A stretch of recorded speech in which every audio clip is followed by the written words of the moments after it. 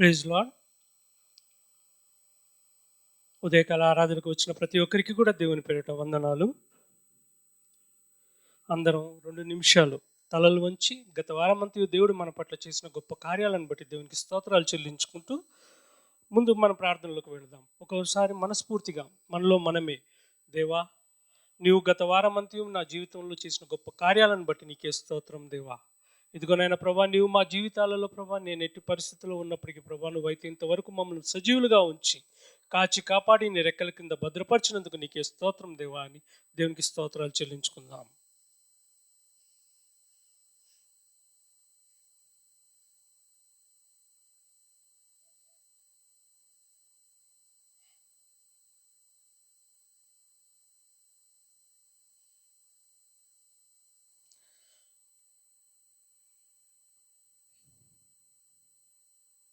ప్రార్థన చేసుకుందామండి. మమ్మల్ని మిక్కిలిగా ప్రేమించిన మా గొప్ప దేవా, నాయనా తండ్రి, స్తోత్రం నైనా, స్తోత్రం తండ్రి ప్రభా. ఇదిగోనైనా ప్రభా, ఈ ఉదయకాల సమయంలో ప్రభా నీ సన్నిధిలో చేరి ప్రభా నిన్ను ఆరాధించడానికి, నిన్ను స్తుతించడానికి, నిన్ను మహిమపరచడానికి ప్రభా మాకు ఇచ్చిన గొప్ప భాగ్యాన్ని బట్టి నీకే స్తోత్రాలు చెల్లించుకుంటున్నాం తండ్రి. ఎంతో మందికి లేని గొప్ప భాగ్యాన్ని మాకు అనుగ్రహించారయ్యా. ఎంతోమంది ఈ సమయంలో ఇలాంటి స్థితి లేక ప్రభా ఎంతోమంది అల్లాడుచున్నప్పటికీ నీవైతే మమ్మల్ని ప్రేమించి నీ రెక్కల క్రింద మమ్మల్ని అక్కడ చేర్చుకుని ప్రభా ఈ వాతావరణంలో కూడా ప్రభా నీవు మమ్మల్ని సమృద్ధితోనూ సంరక్షిస్తూ ప్రభా మమ్మల్ని ముందుకు నడిపిస్తున్నందుకు నీకే స్తోత్రాలు చెల్లించుకుంటున్నాం తండ్రి. కూడిన వచ్చిన ప్రతి ఒక్కరిని దీవించండి, ఆశీర్వదించండి. ఇదిగోనైనా ప్రభా ఇంకా ఎవరైతే రావాల్సిందో వారందరినీ త్వరగా రప్పించమని అడుగుచు ఈ ఆరాధన మొదటి నుంచి తుది వరకు ప్రభా పాటల్లోను ప్రభా, షార్ట్ మెసేజ్లోను ప్రభా, ఆరాధనలోను, మెయిన్ మెసేజ్లోను, అలాగే బల్ల ఆరాధనలోను, ఇలా అన్ని విషయాల్లోనూ ప్రభా మొదటి నుంచి తుది వరకు అన్ని విషయాల్ని చేతికి అప్పగించుకుంటున్నాం తండ్రి. శోధకుడికి ఎక్కడ ఇవ్వదు ప్రభా, సమయం ఇవ్వద్దు తండ్రి, ఎక్కడ అవకాశం కూడా ఇవ్వద్దు నైనా. ఇదిగోనైనా ప్రభా కరెంట్ని కూడా నీ చేతిలో ఉంచుకోండి తండ్రి. అన్ని వస్తువులను ప్రభా, అన్ని ఇన్స్ట్రుమెంట్ని నీ చేతికి అప్పగించుకుంటున్నాము తండ్రి.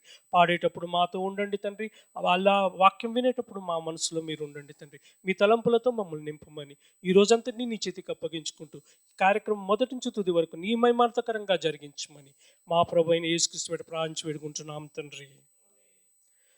దయచేసి నిల్చుందామా అండి.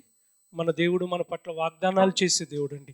ఎందుకంటే ఆయన వాగ్దానాలు నెరవేర్చే దేవుడు. అలాంటి గొప్ప దేవుడు మనలో ఉన్నందుకు మనకు స్తోత్రం. అందుకనే మనం ఆయన ఉన్నాడు కాబట్టి మనం జడియము, భయపడము. ఆయన గురించి ఆ వాగ్దానాలు పొందటానికి మనం అలసిపోము కూడా.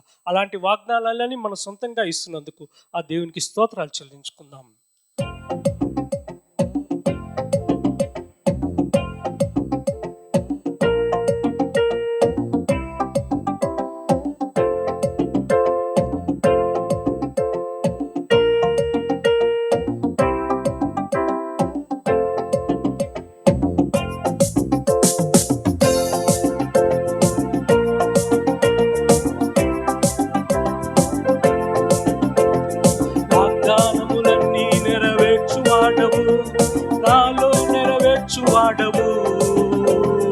వాగ్దానములన్నీ నెరవేర్చువాడవు, నాలో నెరవేర్చువాడవు. వాగ్దానములన్నీ నెరవేర్చువాడవు, నాలో నెరవేర్చువాడవు. వాగ్దానములన్నీ నెరవేర్చువాడవు, నాలో నెరవేర్చువాడవు. నేను జడియను, భయపడను, అలసిపోను. వాగ్దానము నా సొంతమేగా.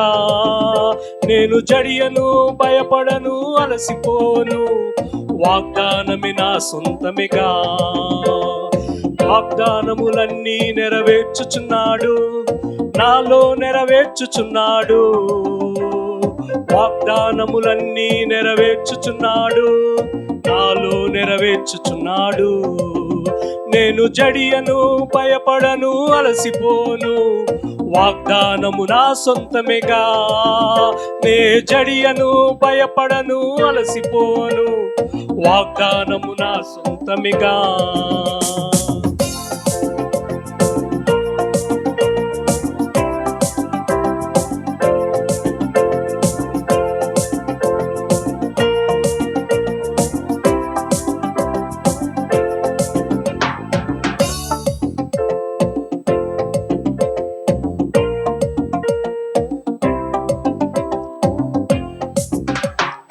కన్నీటిని తుడుచువా కదలకుండా నన్ను నిలబెట్టువాడవు, కన్నీటిని తుడుచువాడవు, కదలకుండా నన్ను నిలబెట్టువాడవు, ప్రతి వాగ్దానము నెరవేర్చువాడవు, ప్రతి వాగ్దానము నెరవేర్చువాడవు. నా నీతి వలన కాని కాదయ్యా, అంతా నీ నీతి వలనేనయ్యా, నా నీతి వలన కానే కాదయ్యా, అంత నీ నీతి వలనేనయ్యా. నే జడియను భయపడను అలసిపోను, వాగ్దానము నా సొంతమేగా. నే జడియను భయపడను అలసిపోను, వాగ్దానము నా సొంతమేగా. వాగ్దానములన్నీ నెరవేర్చుచున్నాడు, నాలో నెరవేర్చుచున్నాడు, వాగ్దానములన్నీ నెరవేర్చుచున్నాడు, నాలో నెరవేర్చుచున్నాడు.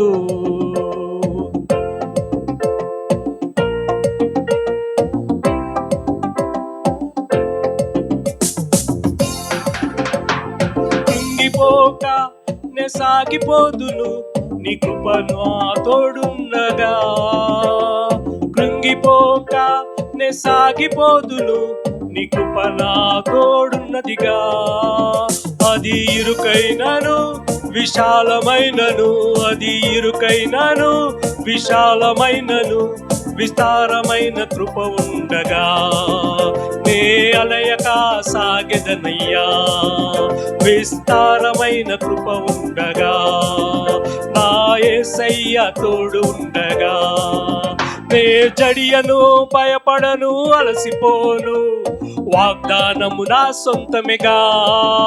నే జడియను భయపడను అలసిపోను, వాగ్దానము నా సొంతమేగా. వాగ్దానములన్నీ నెరవేర్చుచున్నాడు, నాలో నెరవేర్చుచున్నాడు, వాగ్దానములన్నీ నెరవేర్చుచున్నాడు, నాలో నెరవేర్చుచున్నాడు. నే జడియను భయపడను అలసిపోను, వాగ్దానము నా సొంతమేగా. నే జడియను భయపడను అలసిపోను, వాగ్దానము నా సొంతమేగా. నే జడియను భయపడను అలసిపోను, వాగ్దానము నా సొంతమేగా. నే జడియను భయపడను అలసిపోను, వాగ్దానము నా సొంతమేగా. వాగ్దానములన్నీ నెరవేర్చుచున్నాడు, నాలో నెరవేర్చుచున్నాడు, వాగ్దానములన్నీ నెరవేర్చుచున్నాడు, నాలో నెరవేర్చుచున్నాడు. నే జడియను భయపడను అలసిపోను, వాగ్దానము నా సొంతమేగా. నే జడియను భయపడను అలసిపోను, వాగ్దానము నా సొంతమేగా. నే జడియను భయపడను అలసిపోను, వాగ్దానము నా సొంతమేగా. నే జడియను భయపడను అలసిపోను, వాగ్దానము నా సొంతమేగా. కన్నీటిని తుడుచువాడవు, కదలకుండా నన్ను నిలబెట్టువాడవు, కన్నీటిని తుడుచువాడవు, కదలకుండా నన్ను నిలబెట్టువాడవు, ప్రతి వాగ్దానము నెరవేర్చువాడవు, ప్రతి వాగ్దానము నెరవేర్చువాడవు. నా నీతి వలనే కాని కాదయ్యా, అంతా నీ నీతి వలనేనయ్యా. నా నీతి వలన కాని కాదయ్యా, అంతా నీ నీతి వలనేనయ్యా. నే జడియను భయపడను అలసిపోను, వాగ్దానము నా సొంతమేగా. నే జడియను భయపడను అలసిపోను, వాగ్దానమే నా సొంతమేగా. వాగ్దానములన్నీ నెరవేర్చుచున్నాడు, నాలో నెరవేర్చుచున్నాడు, వాగ్దానములన్నీ నెరవేర్చుచున్నాడు, నాలో నెరవేర్చుచున్నాడు. వాగ్దానములన్నీ నెరవేర్చుచున్నాడు, నాలో నెరవేర్చుచున్నాడు, వాగ్దానములన్నీ నెరవేర్చుచున్నాడు, నాలో నెరవేర్చుచున్నాడు. దయచేసి కూర్చుందామండి. ఈ సమయంలో మన మధ్యలో మోహన్ బ్రదర్ ఉన్నారు. తను మనతో షార్ట్ మెసేజ్ పంచుకుంటారు. మోహన్ బ్రదర్ వచ్చి మన తిరుమలగిరిలో బైబుల్ స్టడీలో చదువుతూ ఉన్నారండి. అక్కడ పాస్టర్ ట్రైనింగ్ అవుతూ ఉన్నారు. రెగ్యులర్గా అక్కడ ఉంటారు మన స్వదేశ్ పాస్టర్తో కలిసి. ఈరోజు పాస్టర్ గారితో కలిసి మన మధ్యలో రావటం మనకు ఆనందకరం. తను మన మధ్యలో షార్ట్ మెసేజ్ పంచుకుంటారు.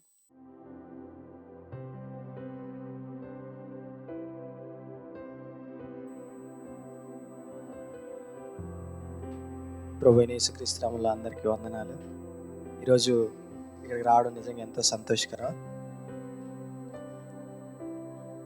వర్తమానం కొరకు చిన్న వర్తమానం మనం విందాం. వర్తమానం కొరకు యోహాను సువార్త 8వ అధ్యాయం. యోహాను సువార్త బైబిల్లో ఉన్నటువంటి 4 సువార్తల్లో యోహాను సువార్త ఒకటి. అయితే ముందున్నటువంటి ఆ యొక్క 3 సువార్తల్లో కూడా యేసు ప్రభు వారు చేసినటువంటి పరిచర్య, ఇంకా అదేవిధంగా వారు చేసినటువంటి ఆ యొక్క ఈ భూమి పైన ఉన్నటువంటి ఆ యొక్క సువార్త అంతా కూడా ఏ యొక్క ప్రదేశానికి వాళ్ళు వెళ్ళారు, ఎక్కడెక్కడ ఎటువంటి మాటలను వాళ్ళు బోధించారు అనేది అంతా కూడా ఆ యొక్క సువార్త అంతా కూడా ఇక్కడ ఆ 3 పత్రికల్లో ఆ యొక్క 3 సువార్తల్లో మనం చూడవచ్చు. అయితే ఇక్కడ యోహాను సువార్తలో మాత్రం యోహాను ఇక్కడ ఈ పత్రిక రాస్తూ చెప్తాడు, యేసు ప్రభువే దేవుడు అని ఇక్కడ ఈ యొక్క సువార్తలో చెప్పడం మనం చూస్తాం. ఇక్కడ అందుకే ఈ యొక్క యోహాను సువార్త కూడా రాస్తూ మొదటి అధ్యాయం 1వ వచనంలోనే ఆది యందు వాక్యం ఉండెను, వాక్యం దేవుడై ఉండెను అని ఆ యొక్క యోహాను సువార్త కూడా మొదలు పెట్టడం మనం చూస్తాం. అయితే ఈ యొక్క యోహాను సువార్తలో మనం చూసినట్టయితే ఇక్కడ చాలా ఒక 7 సాక్ష్యాలు అనేవి ఇక్కడ కనిపిస్తూ ఉంటాయి. తండ్రి కుమారుని బట్టి సాక్ష్యం ఇస్తాడు, అలాగే కుమారుడు తన్ను బట్టి తనను గురించి సాక్ష్యం ఇచ్చుకునేవాడిగా ఉంటాడు, అదేవిధంగా పరిశుద్ధాత్ముడు సాక్ష్యాన్ని ఇస్తాడు, అదేవిధంగా మనుషులు తన గురించి సాక్ష్యం ఇచ్చేవాడిగా ఉంటారు. ఇంకా చూసినట్టయితే లేఖనాలు, అదేవిధంగా ఆయన చేసినటువంటి అద్భుత కార్యాలు, ఇవన్నీ కూడా ఈ యొక్క సువార్తలో మనం చూడొచ్చు. ఇక్కడ ఇంకా కొన్ని విషయాలు మనం చూసినట్టయితే ఆ యొక్క సాక్ష్యాలు, అదేవిధంగా కొన్ని అద్భుత కార్యాలను కూడా మనం చూడొచ్చు. ఇక్కడ ఇంకా మనుషులు వారంతా కూడా దేవునికి సాక్షులుగా ఇక్కడ నిలబడ్డం మనం చూస్తాం. అయితే ఇక్కడ 8వ అధ్యాయం 18వ వచనం మనం చదువుకుందాం. ఇక్కడ తండ్రి యేసు ప్రభువుని బట్టి సాక్ష్యం ఇచ్చేవాడిగా ఉన్నాడు. నన్ను గూర్చి నేను సాక్ష్యం చెప్పుకొని వాడను, నన్ను పంపిన తండ్రియు నన్ను గూర్చి సాక్ష్యం ఇచ్చుచున్నాడని చెప్పాను. ఇక్కడ ఆయన పంపిన తండ్రి కూడా యేసు ప్రభువుని బట్టి సాక్ష్యం ఇచ్చేవాడిగా ఉన్నాడు. అయితే ఈరోజు మనలను బట్టి దేవుడు ఎలాంటి సాక్ష్యాన్ని కలిగి ఉన్నాడు మన జీవితాల్లో? నిజంగా మనల్ని బట్టి దేవుడు నిజంగా గొప్ప సాక్ష్యాన్ని కలిగి ఉన్నాడా? లేదా మనం అదే విధంగా మనం దేవుడిని బట్టి మనం మంచి సాక్ష్యాన్ని మనం పంచుకునేవారిగా ఉన్నామా? కొన్నిసార్లు సంఘాల్లో కొంతమందిని చూస్తాం, దేవుడు వారి జీవితాల్లో ఏదైనా ఒక అద్భుతం చేశాడంటే వచ్చి సాక్ష్యం పంచుకోమంటే పంచుకోవడానికి చాలా సిగ్గుపడేవారిగా ఉంటారు. అయితే ఇక్కడ యేసు ప్రభు వారు అంటున్నారు, తన గురించి తన సాక్ష్యం చెప్పుకునేవాడిగా ఉన్నాడు. అటు రీతిగానే తండ్రి కూడా తన గురించి సాక్ష్యం ఇచ్చేవాడిగా ఉన్నాడు. మనం ఎప్పుడైతే మన యొక్క జీవితాల్లో దేవుడు చేసినటువంటి యొక్క అద్భుత కార్యాలను మనం బయటికి తెలియపరిచే వారిగా ఉండమో, మనం ఇంకొకరిని దేవునిలో ప్రోత్సహించలేనటువంటి వారిగా ఉంటాం అనమాట. కాబట్టి దేవుని గురించి సాక్ష్యం ఇచ్చే విషయంలో మనం ఎప్పుడు కూడా సిగ్గుపడకూడదు. అటు రీతిగానే బైబిల్లో కూడా మనం చూసినట్టయితే అపోస్తల కార్యంలో దావీదుని బట్టి దేవుడు అక్కడ గొప్ప సాక్ష్యాన్ని ఇచ్చేవాడిగా ఉంటాడు. దావీదు తన హృదయానుసారుడని దేవుడు అక్కడ సాక్ష్యం ఇవ్వడం కూడా మనం చూస్తాం. అయితే ఇంకో విషయాన్ని మనం చూసినట్టయితే ఇక్కడ చాలామంది దేవుని గురించి చెప్పడం కానీ, దేవుని గురించి బోధించడం కానీ, లేదా ఆయన చేసిన అద్భుత క్రియలను బట్టి సిగ్గుపడేవారిగా ఉంటారు. అయితే ఇక్కడ అపోస్తలుడైన పౌలు తిమోతికి ఒక లేఖ రాస్తూ అక్కడ తిమోతితో అంటున్నటువంటి ఒక మాటను మనం చదువుకుందాం. తిమోతికి రాసినటువంటి 2వ పత్రిక 1వ అధ్యాయం 8వ వచనం. కాబట్టి నీవు మన ప్రభువు విషయమై సాక్ష్యమును గూర్చైనను, ఆయన ఖైదీనైన నన్ను గూర్చైనను సిగ్గుపడక దేవుని శక్తిని బట్టి సువార్త నిమిత్తమైన శ్రమానుభవంలో పాలివాడవై ఉండు. ఇక్కడ మనం చూసినట్టయితే దేవుని యొక్క సువార్తను బట్టి కానీ, ఆయన గురించి కానీ బోధించే విషయంలో సిగ్గుపడొద్దని యొక్క పౌలు తిమోతి యొక్క పత్రిక రాస్తూ చెప్తున్నటువంటి విషయాన్ని మనం చూస్తాం. అయితే దేవుని గురించి సిగ్గుపడకుండా దేవుని వద్దకు వచ్చి దేవుని వద్ద నిలిచిన వారు మనం బైబిల్లో ఎవరిని తీసుకోవచ్చు? ఒక ఉదాహరణగా ఎవరైనా ఉన్నారా? మీకు ఎవరైనా తెలిసిన వారు ఉన్నారా? జక్కయ్య జీవితాన్ని మనం తీసుకోవచ్చు. జక్కయ్య జీవితాన్ని మనం చూసినట్టయితే, జక్కయ్య ఎప్పుడైతే దేవుని చూడాలని ఆశ కలిగి ఉన్నాడో, జక్కయ్య దేవుని చూసిన వాడిగా ఉన్నాడు. దేవుని చూసిన తర్వాత దేవుని చూడడం విషయంలో సిగ్గుపడలేదు. జక్కయ్య ఎవరు? Tax collector. అయితే ఆ యొక్క ధనవంతుడైనప్పటికి కూడా, గవర్నమెంట్ ఉద్యోగి అయినప్పటికి కూడా దేవుని చూసే విషయంలో సిగ్గుపడలేదు. చుట్టూ ఇంతమంది జనం ఉన్నారే, దేవుడు నేను చెట్టెక్కి చూస్తే అందరు నన్ను అవమానంగా చూస్తారేమో, ఈయనేంది పిచ్చోడా, ఇలా చేస్తున్నాడు అని చెప్పేసి అనుకున్నాడా? అనుకోలేదు, సిగ్గుపడలేదు. అయితే ఎప్పుడైతే ఆ చెట్టు ఎక్కాడో, ఆ యొక్క చెట్టు ఎక్కి యేసుప్రభు అని చూశాడో, యేసుప్రభు వారు తన వైపు కూడా తిరిగి చూడడం మనం చూస్తాం అక్కడ. ఎప్పుడైతే యేసుప్రభు వారు తనను చూశాడో, అప్పుడు యేసుప్రభు వారు అన్నమాట ఏంటి? జక్కయ్య, నేను ఈరోజు నీ ఇంటికి రావాలనుకుంటున్నాను అని చెప్పడంతో అక్కడ యేసుప్రభు వారు ఇంటికి వెళ్ళడం, అక్కడ ఆ జక్కయ్య జీవితంలో గొప్ప మార్పును అక్కడ తీసుకురావడం మనం చూస్తాం. మనం ఎప్పుడైతే దేవుని యొద్దకు రావడాన్ని బట్టి సిగ్గుపడేవారిగా ఉండమో, దేవుడు మన జీవితాల్లో కూడా అద్భుత కార్యాలను చేసేవాడిగా ఉంటాడు. అద్భుతాలను బట్టి కూడా మనం కూడా సాక్ష్యాన్ని మనం పంచుకునేవారిగా ఉండాలి. ఇంకా యోహాను సువార్తలో మనం ఒక మాటను చూస్తే, అక్కడ యేసుప్రభు వారు అంటారు, మనుషుల సాక్ష్యాన్ని బట్టి మనుషుల సాక్ష్యాన్ని నేను అంగీకరించను, కానీ దాన్ని బట్టి మీరు మార్పు చెందాలనే ఆ యొక్క ఉద్దేశంతో దాన్ని మీకు తెలియపరుస్తున్నాను అని అంటాడు. మన యొక్క సాక్ష్యం ఎలా ఉంది? మన యొక్క సాక్ష్యం అంట ఇతరుల జీవితాన్ని మార్చేదిగా ఉందంట. మనం అనేక మంది సాక్షులు మనం చూస్తూ ఉంటాం. నిజానికి నేనే ఒక గొప్ప సాక్షిగా ఇక్కడ ఉన్నాను అనమాట. నేను ఇక్కడ హైదరాబాద్ పట్టణానికి వచ్చినప్పుడు నేను ఏదో ఒక పని చేసుకోవాలని వచ్చాను. అయితే ఇక్కడ వచ్చినప్పుడు నేను కూడా మీలో ఒకళ్ళ అక్కడ కూర్చొని వినేవాడిని అనమాట వాక్యం. కానీ ఈ కొద్దిగా దేవుడు సురేష్ గారి ద్వారా నాతో మాట్లాడడం, అటు రీతిగా నేను దేవునిలోకి రావడం, ఆ తర్వాత దేవునిలో ఎదగడం, దేవుని ఎదుట ఈరోజు ఒక గొప్ప సాక్షిగా నేను ఇక్కడ నిలబడ్డం, దేవుడు నన్ను ఇక్కడ నిలబెట్టడం, ఇది నిజంగా ఒక ఆశ్చర్యకరమైనది, ఒక అద్భుతమైన విషయం అనమాట. అయితే ఈ యొక్క సాక్ష్యాన్ని మనం ఎప్పుడైతే బయటికి పంచుకునేవారిగా ఉంటామో, ఇతరులను కూడా మనం దేవునిలో ప్రోత్సహించేవారిగా ఉంటాం, ఇతరులను కూడా దేవునిలో మనం నిలబెట్టేవారిగా ఉంటాం. కాబట్టి మన దేవుని గూర్చేనను, ఆయన యొక్క రాజ్యమును బట్టి కానీ, ఆయన యొక్క మన జీవితంలో చేసినటువంటి మేలులను బట్టి కానీ మనం ఎప్పుడు కూడా ఆ యొక్క చెప్పే విషయంలో మనం సిగ్గుపడేవారిగా ఉండకూడదు.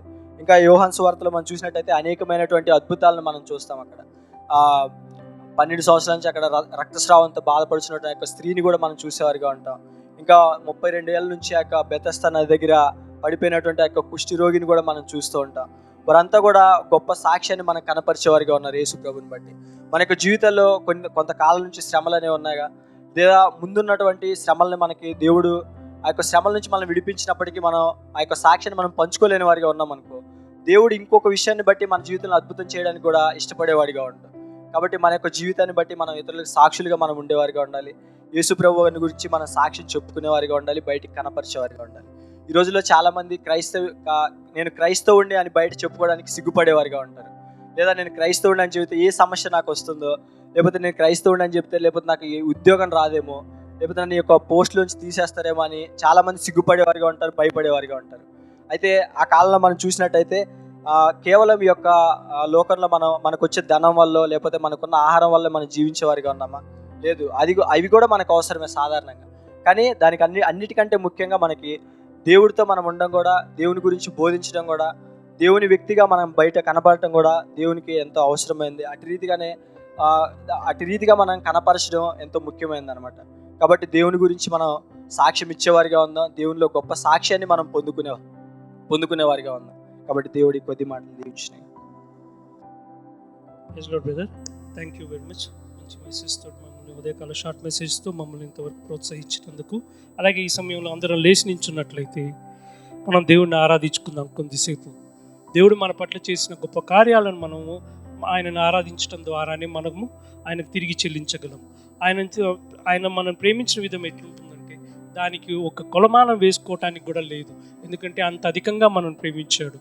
అందుకని మనం ఆయనని పూర్ణ మనసుతో, పూర్ణ బలంతో నేను ఆరాధిస్తాం దేవా అని ఉదయకాల సమయంలో మనందరం కలిసి ఆయనను మనస్ఫూర్తిగా ఆరాధించుకుందాం.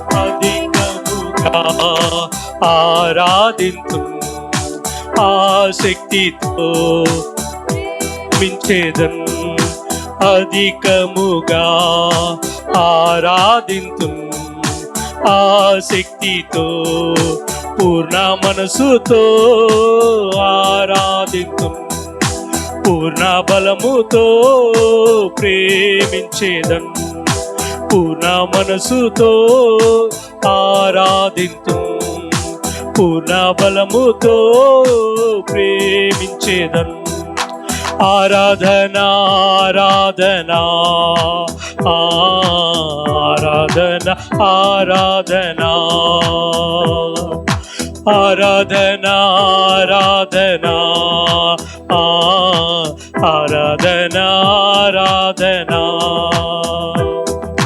ప్రేమించేదన్ అధికముగా ఆరాధింతున్ ఆసక్తితో ప్రేమించేదన్ అధికముగా ఆరాధింతున్ ఆసక్తితో పూర్ణ మనసుతో ఆరాధింతున్ పూర్ణ బలముతో ప్రేమించేదన్ పూర్ణ మనసుతో ఆరాధింతున్ పూర్ణ బలముతో ప్రేమించేదన్ ఆరాధనా ఆరాధనా ఆరాధనా ఆరాధనా ఆరాధనా ఆరాధనా ఆరాధనా ఆరాధనా మన దేవుడు ఎబినేజర్ అండి. ఎందుకంటే ఆయనను మనల్ని ఆదుకునే దేవుడు. గత కాలమంతా మనల్ని ఆదుకుని ఇంతవరకు మనం సజీవులుగా ఉంచిన దేవుడు. అందును బట్టి మన దేవునికి స్తోత్రాలు చెల్లించుకుందామండి.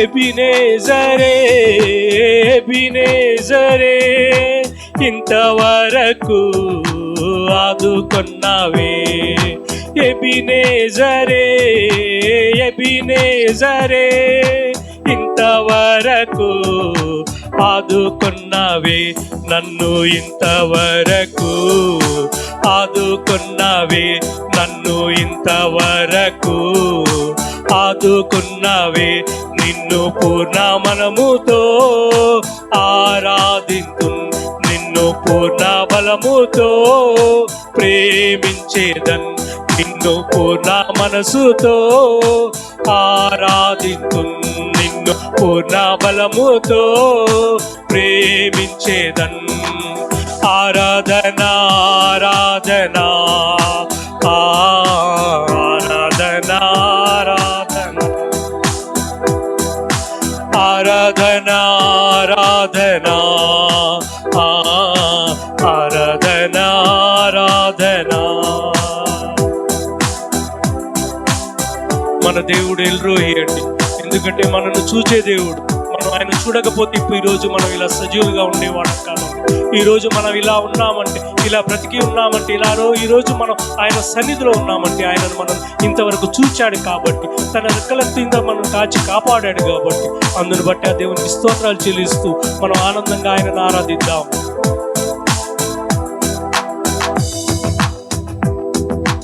ఎల్రోహి ఎల్రోహి నన్ను చూచావే వందనమయ్యా ఎల్రోహి ఎల్రోహి నన్ను చూచావే వందనమయ్యా అయ్యా నన్ను చూచావే వందనమయ్యా అయ్యా నన్ను చూచావే వందనమయ్యా నిన్ను పూర్ణ మనసుతో ఆరాధింతున్ నిన్ను పూర్ణ బలముతో ప్రేమించేదన్ నిన్ను పూర్ణ మనసుతో ఆరాధింతున్ నిన్ను పూర్ణ బలముతో ప్రేమించేదన్ ఆరాధనా ఆరాధనా ఆరాధనా ఆరాధనా ఆరాధనా ఆరాధనా ఆరాధనా ప్రేమించేదన్ అధికముగా ఆరాధింతు, ఆసక్తితో ప్రేమించేదన్, అధికముగా ఆరాధింతు, ఆసక్తితో పూర్ణ మనసుతో ఆరాధింతు, నిన్ను పూర్ణ బలముతో ప్రేమించేదన్, పూర్ణ మనసుతో ఆరాధింతు, నిన్ను పూర్ణ బలముతో ప్రేమించేదన్. ఆరాధన ఆరాధన ఆరాధన ఆరాధన ఆరాధన ఆరాధన ఆరాధన ఆరాధన. మన దేవుడు యెహోవా రాఫా, ఎందుకంటే ఆయన స్వస్థపరిచే దేవుడు. మనకున్న ప్రతి ఇరుకు నుంచి, ఇబ్బంది నుంచి, మనం ఎలాంటి అస్వస్థ పరిస్థితుల్లో ఉన్నప్పటికీ ఆయన మనల్ని స్వస్థపరిచాడు. ఇంతవరకు మనల్ని సజీవులుగా ఉంచాడు, ఆరోగ్యంతో ఉంచాడు. మన పనులను మనం చేసుకోవడానికి దేవుడు తన కృపనిచ్చాడు. అందును బట్టి మనకు ఎన్నో కృతజ్ఞతాస్తులు చెల్లిస్తున్నాం. ఆయన మనకు ఇంతవరకు ఎంతో మంది ఈ స్థితిలో లేని పరిస్థితిలో ఎంతో మంది ఉన్నారు. తన స్వస్థత ఆరోగ్య స్థితిలో లేని వాడు మనం ఎంతో మంది చూస్తూ ఉన్నాము. మనం నిన్న చూసిన వారు ఈ రోజు లేక ఎంతో మంది లేరు. అయితే దేవుడు మనల్ని కాచి కాపాడి స్వస్థతతో ఆరోగ్యంతో తన కాపుదలలో మనం ఉంచాడు. అందును బట్టి దేవుని మనం అందరం గొంతెత్తి ఆయనను ఆరాధిద్దాం. దేవా, నీవు నన్ను స్వస్థపరిచే దేవుడు అయ్యా, నీవు నన్ను స్వస్థపరిచినందుకు నీకు వందనమయ్యా, అందును బట్టి నీకే స్తోత్రం చెల్లిస్తున్నాం దేవా అని ఆయనను అందరం కలిసి గంభీరంగా ఆరాధించుకుందాం.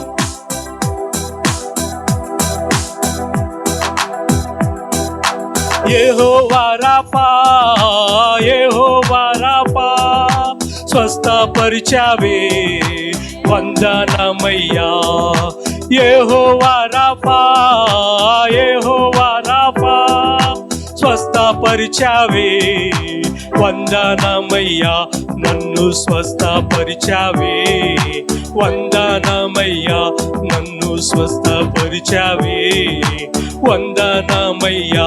నిన్ను పూర్ణ మనసుతో ఆరాధింతు, నిన్ను పూర్ణ బలముతో ప్రేమించేదన్, నిన్ను పూర్ణ మనసుతో ఆరాధింతు, నిన్ను పూర్ణ బలముతో ప్రేమించేదన్.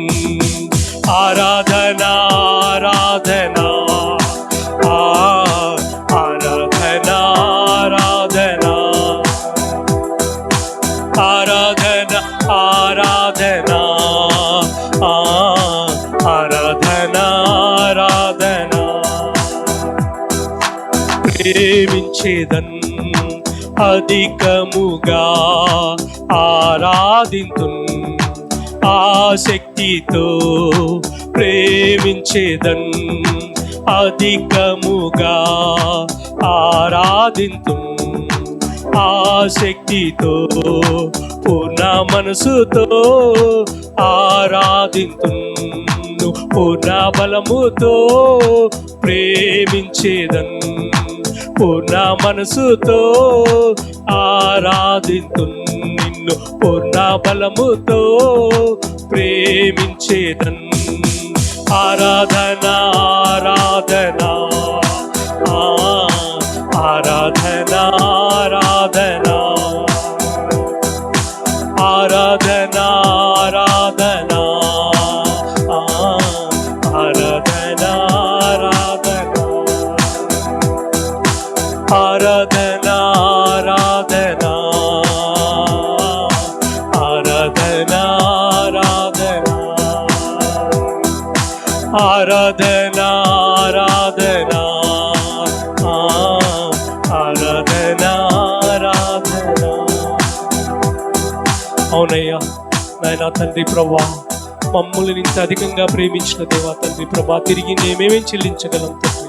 ఇదిగోనైనా ప్రభా, మమ్మల్ని ఇంతవరకు ఈ రీతిగా ఆదుకున్నావయ్యా. నీ రెక్కల క్రింద కాచి కాపాడి మమ్మల్ని చూస్తున్నందుకు నీకే స్తోత్రం తండ్రి. అలాగే మమ్మల్ని స్వస్థపరిచే దేవుడు నీవని ప్రభా మాకు ఇస్తున్న విశ్వాసాన్ని బట్టి నీకే స్తోత్రం తండ్రి. ఉదయకాల సమయంలో ప్రభా ఎలాంటి పరిస్థితులు వచ్చినా ప్రభా నీవు చూచే దేవుడు తండ్రి, నువ్వు ఆదుకునే దేవుడు తండ్రి, నీ హక్కును చేర్చుకునే దేవుడు తండ్రి. అందును బట్టి నీకే స్తోత్రం చెల్లించుకుంటున్నాం తండ్రి. ఎటువంటి అనారోగ్య పరిస్థితినైనా ప్రభా నీ చేతికే ఇస్తున్నాం తండ్రి. నీవు కాకపోతే ఇంకెవరు స్వస్థపరచగలరు నాయన, నీవు తప్ప ఇంకెవరు స్వస్థపరచలేదు కదా నాయన ప్రభా. అందును బట్టి నీకే స్తోత్రం చెల్లిస్తున్నాం తండ్రి. నీవే స్వస్థపరిచి యెహోవా అని ప్రభా నీ వాగ్దానం ద్వారా ప్రభా మాకు ఇచ్చిన గొప్ప వాగ్దానాన్ని బట్టి నీకే స్తోత్రం తండ్రి. నీవు మాట మాత్రం సెలవిస్తే ప్రభా ఇదిగోనైనా ప్రభా చనిపోయిన వారు కూడా తిరిగి లేచారయ్యా ప్రభా. ఎన్నో సంవత్సరాల నుంచి ప్రభా మంచాన పడి ఉన్న వారు కూడా లేచి దిక్కున లేచి పరిగెత్తారు తండ్రి. ఇదిగోనైనా ప్రభా ఈ ఉదయకాల సమయంలో నీ సన్నిధిలో అడుగుచున్నాం తండ్రి, నీవు మమ్మల్ని స్వస్థపరచమని అడుగుచున్నాం తండ్రి. నీవు స్వస్థపరిచితే తప్ప మేము స్వస్థపడలేము తండ్రి. ఇదిగోనైనా ప్రభా అందును బట్టి నీకే స్తుతి స్తోత్రాలు చెల్లించుకుంటున్నాం తండ్రి. ఈ రీతిగా ప్రభా ఇంతవరకు నిన్ను ఆరాధించుకునే భాగ్యాన్ని మా అందరికి ఇచ్చినందుకు నీకే స్తుతి స్తోత్రాలు చెల్లించుకుంటూ మా ఆరాధన మీద ప్రభా నీవు ఆశీర్వాదాన్ని నమ్ముచూ ఉన్నాం తండ్రి. ఈ రీతిగా నిన్ను ప్రభా మేమందరం కలిసి ఆరాధించుకునే భాగ్యం మాకు ఇచ్చినందుకు నీకు మరి ఒక్కసారి స్తోత్రాలు చెల్లించుకుంటూ ఈ సమయంలో నీ దాసుని ద్వారా వాక్యం వినబోచుండగా తండ్రి నీ వాక్యాన్ని మా హృదయాంతరాలలో నాటండి తండ్రి. దాని ద్వారా ప్రభా మాకు రావాల్సిన ప్రతి ఘనతను ప్రభా మాకు దయచేయమని అడుగుచున్నాం తండ్రి. ఇదిగోనైనా ప్రభా నీ దాసుడు విత్తే ప్రతి మాట మా హృదయాలలో ప్రభా సిద్ధపరిచి దానిలో బలంగా నాటమని ఈ కృతి ఆ మాటలు మా ప్రభు యేసుక్రీస్తు ప్రార్థిస్తూ ప్రభా ఈ ఆరాధన యావత్తు నీకే సమర్పించుకుంటున్నాం తండ్రి.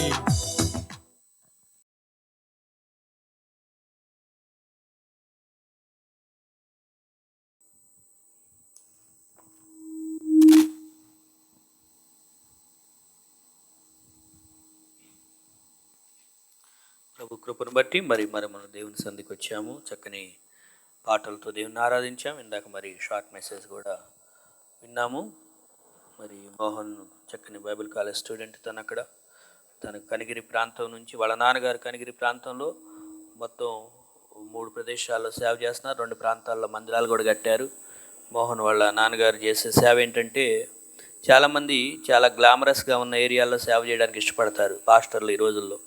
కానీ వాళ్ళ నాన్నగారు ఏం చేశారంటే అన్ని సుఖాలు వదులుకొని చెత్త కాగితాలు ఏరే వాళ్ళు ఉంటారు కదా, వాళ్ళ మధ్య సేవ చేస్తూ వాళ్ళకి ఇల్లు కట్టించి వాళ్ళకి నీటి వసతులు ఏర్పాటు చేసి వాళ్ళకి స్నానం చేసుకోవడం కూడా రాదు, అలాంటి ఏర్పాట్లు చేయించి వాళ్ళకు ఒక కాలనీ నిర్మించారు.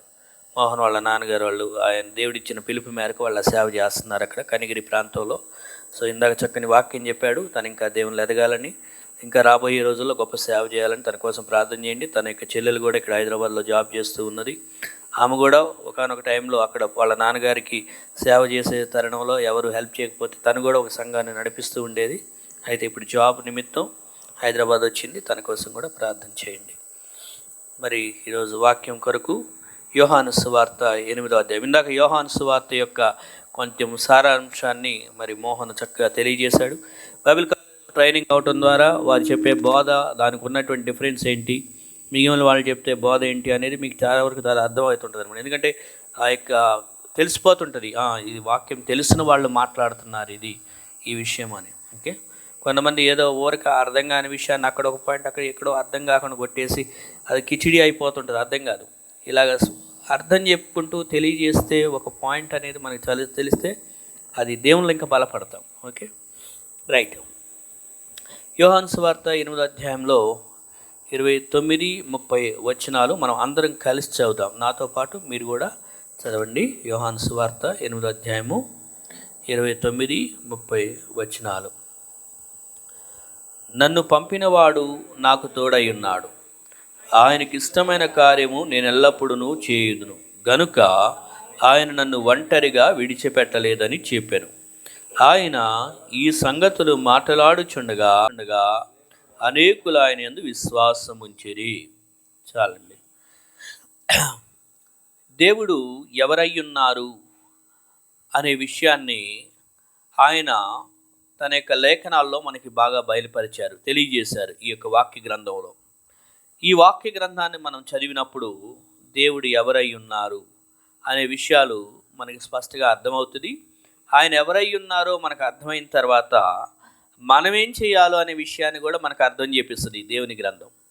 ఇక్కడ మనం చదువుకున్నటువంటి భాగంలో యేసుక్రీస్తు వారు మాట్లాడుచున్నారు. ఆయన ఈ భూమి మీదకు వచ్చి ఒక మనిషిగా ఒక 33.5 సంవత్సరాల పాటు జీవించిన కాలంలో మనిషిగా ఉన్నప్పుడు ఆయన అనేకమైనటువంటి బోధలు చేశారు. ఇందాక మనం విన్నట్లుగా అనేక విషయాలు ఉన్నాయన్నమాట. ఇక్కడ కూడా ఏమనంటే నన్ను పంపిన వాడు నాకు తోడై ఉన్నాడు అనే మాట తెలియజేశారు. యేసుక్రీస్తు వారిని ఈ భూమి మీదకి ఎవరు పంపించారు? యేసుక్రీస్తు వారిని భూమి మీదకి ఎవరు పంపించారండి? తండ్రి అయిన దేవుడు కదా. సో అందుకనే ఈ మాట అంటున్నాడు, నన్ను పంపినవాడు అంటే తండ్రి అయిన దేవుడు అతన్ని పంపించాడు భూమి మీదకి. నన్ను అంతేగాని నా అంతటా నేనే నాకు ఇష్టం వచ్చినట్టు నేను చేస్తానని నేను వచ్చాను అని అంటలా. అంటే దాని వెనకాల ఓకే ఎస్ అని అప్రూవ్ చేసి నువ్వు పర్వాలేదు ఎస్ దాన్ని ఒక అథారిటీవ్గా ఒక అధికార లాంఛనాలతో అధికార యొక్క ఆ యొక్క రుజువులతో తండ్రి వెళ్ళమనే ఒప్పందం మేరకు ఇది ఎక్కువ వస్తుంది, చాలా సౌండ్ వస్తుంది. సో ఈ విధంగా మనకి ఏమవుతుందంటే యేసుక్రీస్తు వారి భూమి మీదకి పంపించబడ్డారు అనే విషయం మనకు అర్థమవుతుంది తండ్రి అయిన దేవుని చేత. పంపించబడినప్పుడు ఆయన ఏమన్నారంటే పంపినవాడు నాకు తోడై ఉన్నాడు అన్నాడు, కానీ ఒక దిక్కులేని వాడుగా నేనున్నాను అని చెప్పలేదు ఆయన. ఓకేనా, నన్ను పంపించాడు అలా వదిలేసేయలేదు నన్ను అని కూడా చెప్పలేదు. సో పంపినవాడు నాకు తోడై ఉన్నాడు అన్నాడు. సో యేసుక్రీస్తు వారు అది ఎంతో స్పష్టంగా వర్ణించారు. యేసుక్రీస్తు వారిని ఈ భూమి మీదకి మానవుడిగా తండ్రి అయిన దేవుడు పంపించాడు. పంపించిన దేవుడు ఇక నీ బాధ నువ్వు పడు, నీ చావు నువ్వు చావు, నాకు సంబంధం లేదు అని వదిలేశాడా అంటే నో. ఎంతో స్పష్టంగా ఏమన్నాడంటే నాకు తోడయ్యున్నాడు అన్నాడు. సో ఈ భూలోకంలో కూడా మనము కూడా యాక్చువల్గా ఇందాక మోహన్ వాక్యం చెప్తూ మనము కూడా సాక్షులమై ఉన్నాము ఆయన కొరకు అన్నాం. ఈ భూలోకంలో నుంచి దేవుడు మనల్ని రక్షించుకున్నాడు. ఈ భూలోకంలో నుంచి రక్షించుకొని ఎక్కడో వేరే గ్రహంలో పెట్టలేదు, మళ్ళీ ఈ లోకంలోనే ఉంచాడు. ఈ లోకంలోనికే మనల్ని పంపిస్తూ ఉన్నాడు. ఎందుకు పంపిస్తున్నాడు అంటే ఆయనకు సాక్షులంగా ఉండటం కోసం, ఆయన్ని ప్రతిబింబించటం కోసం, ఆయన యొక్క ప్రతినిధులుగా ఆయన చేత రక్షణ పొందిన మనము, ఇప్పుడు క్రీస్తునందు విశ్వాసం ఉంచిన మనము, క్రీస్తులో రక్షణ పొందిన మనము దేవుని యొక్క సొత్తు అయిన ప్రజలమై ఉన్నాం కదా. ఇప్పుడు ఆయన యొక్క సొత్తు అయిన ప్రజలమై ఉన్నాం.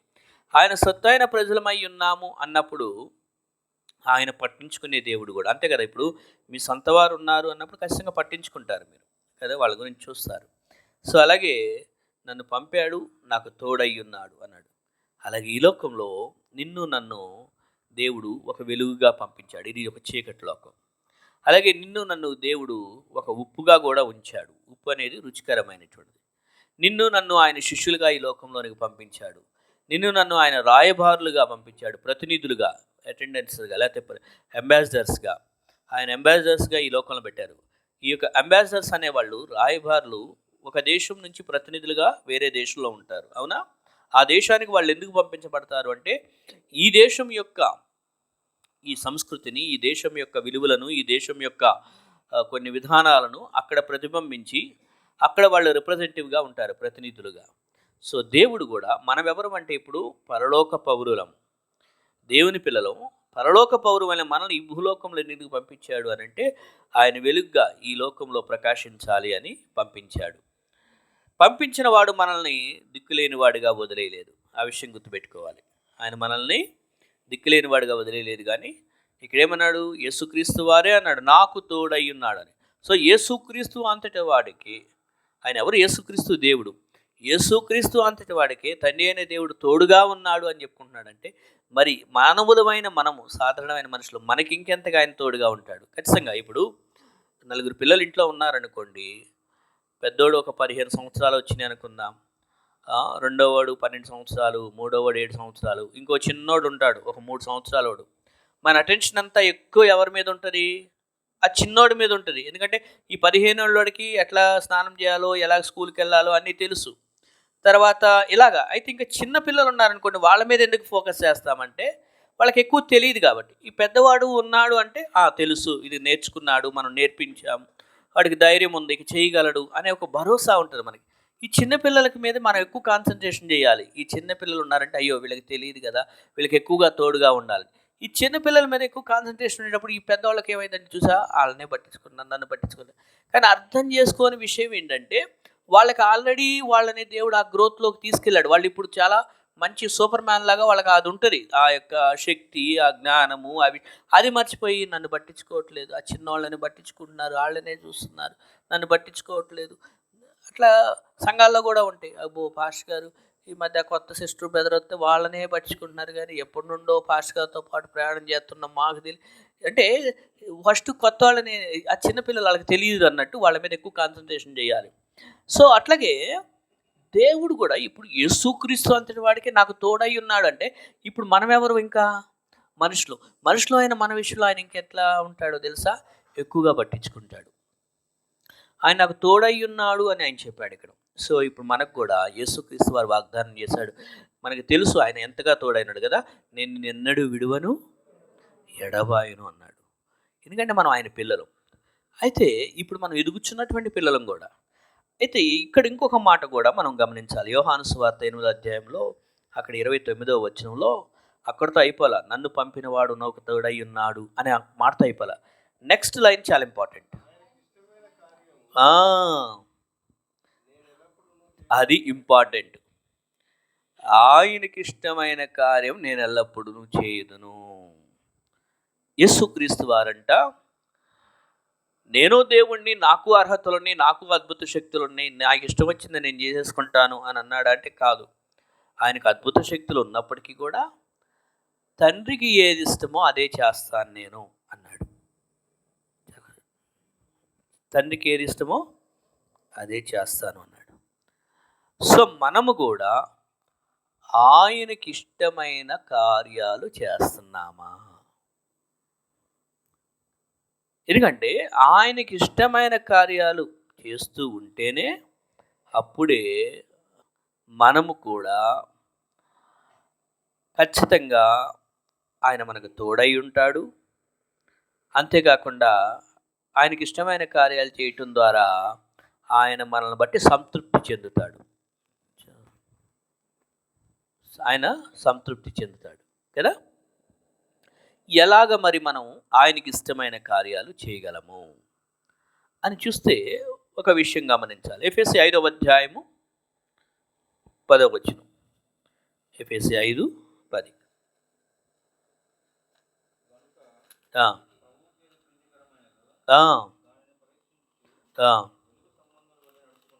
అక్కడ అంత చక్కని మాట ఉంది.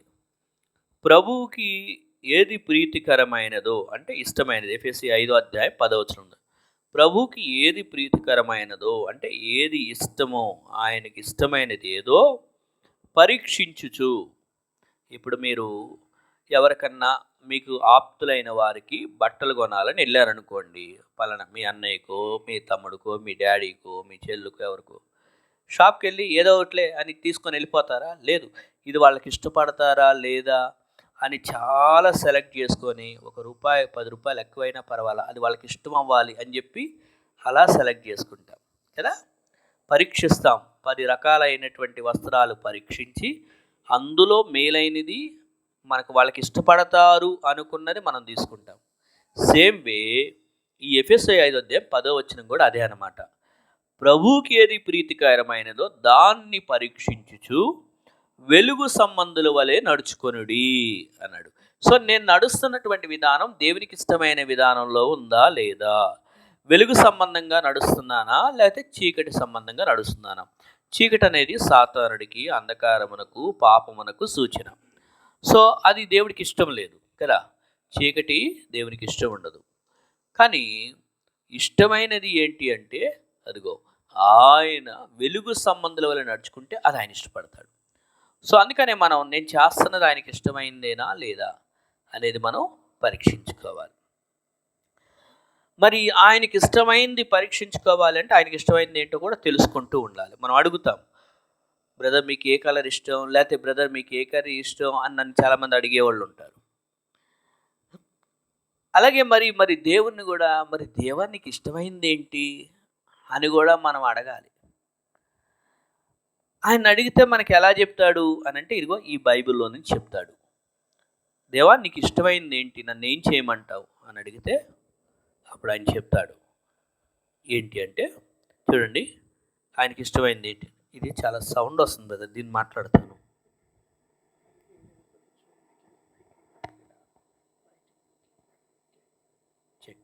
ఓకే, సరే. హెబ్రీయులకు రాసిన పత్రిక 11వ అధ్యాయము 6వ వచనం. హెబ్రీ 11వ అధ్యాయం 6వ వచనం.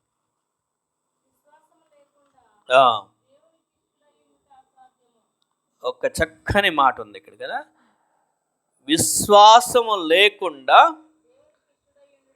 అసాధ్యము. రైట్. సో అంటే ఇప్పుడు దేవునికి ఇష్టడై ఉండాలి అని అంటే ఖచ్చితంగా ఏముండాలి ఏమా, ఏముండాలి?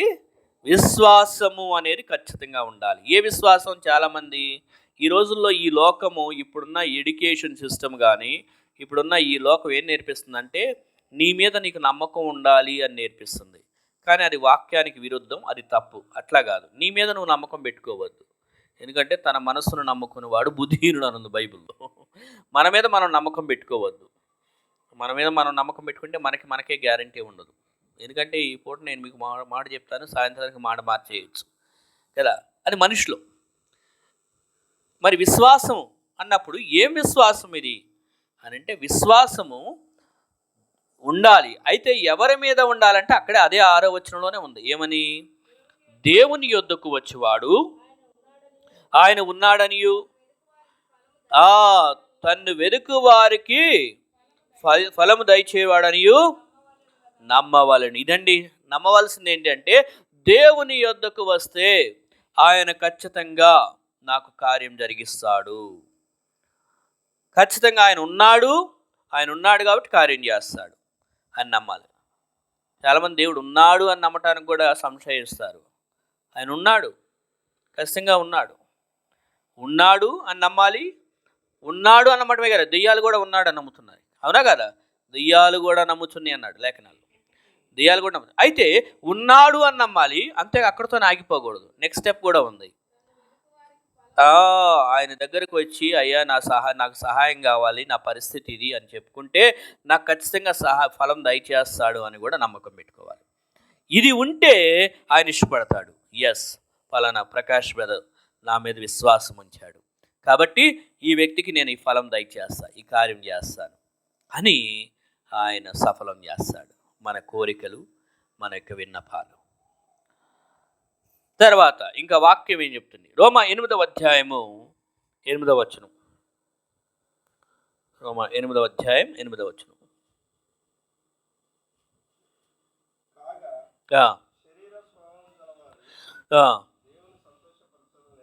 అదండి, దేవుని సంతోషపెట్టుకోవాలని చెప్పుకున్నాం ఇప్పుడు దాకా.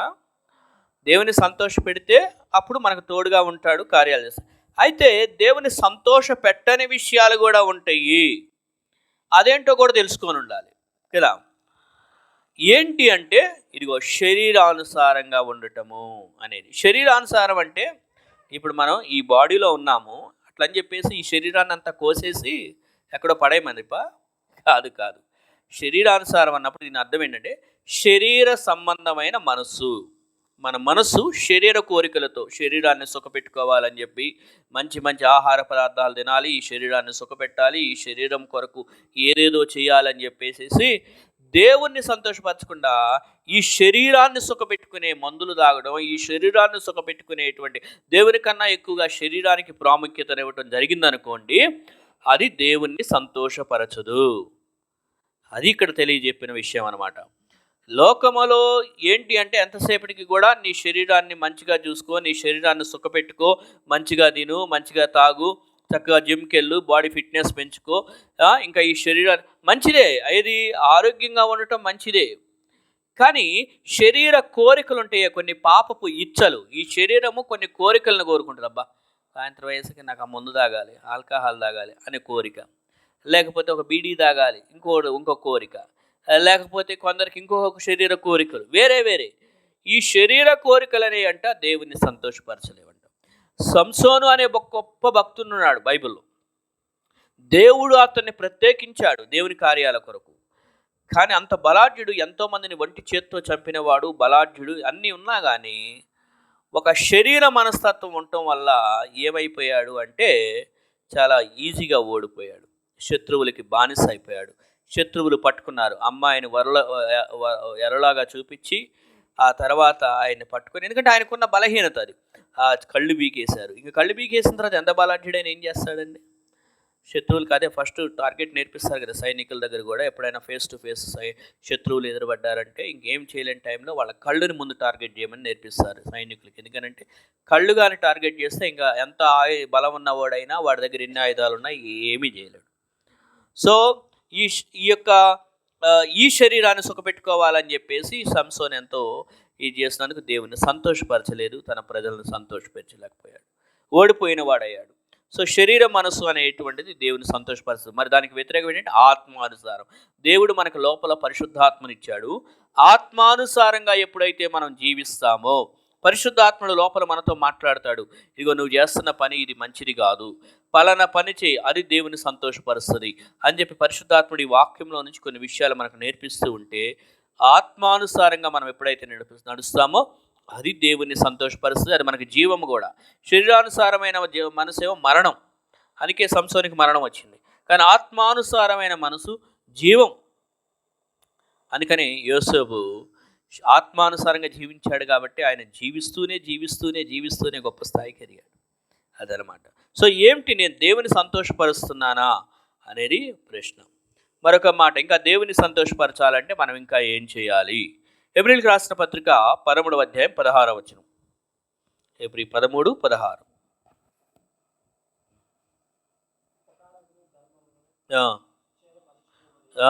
ఉపకారమును ధర్మమును చేయక మరిచిపోవద్దు. అవి చేసే విషయాల్లో మర్చిపోయాను బ్రదర్ అని చెప్పొద్దు. అట్టి యాగములు దేవునికి ఇష్టమైనవి. చూసారా, ఉపకారము ధర్మం. కొంతమంది 10 రూపాయలు ఖర్చు పెట్టడానికి కూడా ఏడుస్తారు. అలా ఉండకూడదు. ఉపకారాలు చేయాలి, ధర్మాలు చేయాలి. అవి దేవునికి ఇష్టమైనటువంటి బలులు. దేవుడు సంతోషిస్తాడు. ఏం బ్రదర్ నేనే సంపాదించుకునేది అంతంత మాత్రం, ఇంకా కొద్దిగులో కూడా ఉపకారాలు ధర్మాలు చేయాలంటే దేవుడు నీ శక్తిని మించి ఖర్చు పెట్టమంటలా. నీకున్న దాంట్లోనే నువ్వు చేయాలి. ఎప్పుడైతే మనకున్న దాంట్లోనే కొద్దిగులో చేస్తామో అది దేవుని సంతోషపరుస్తుంది కదా.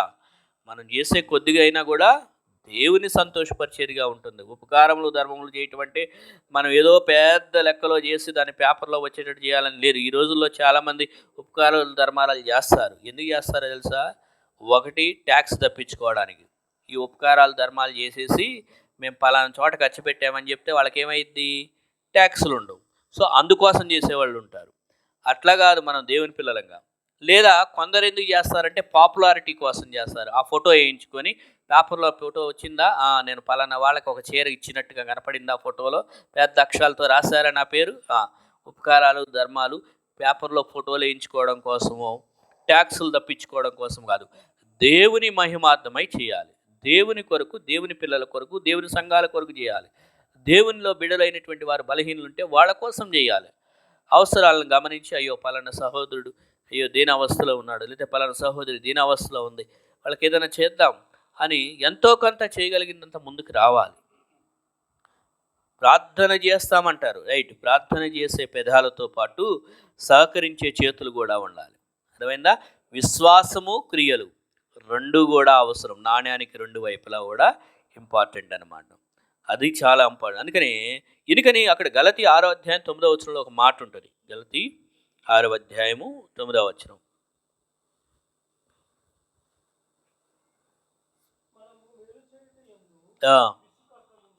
మేలు చేయుటయందు విసుగకయుందుము.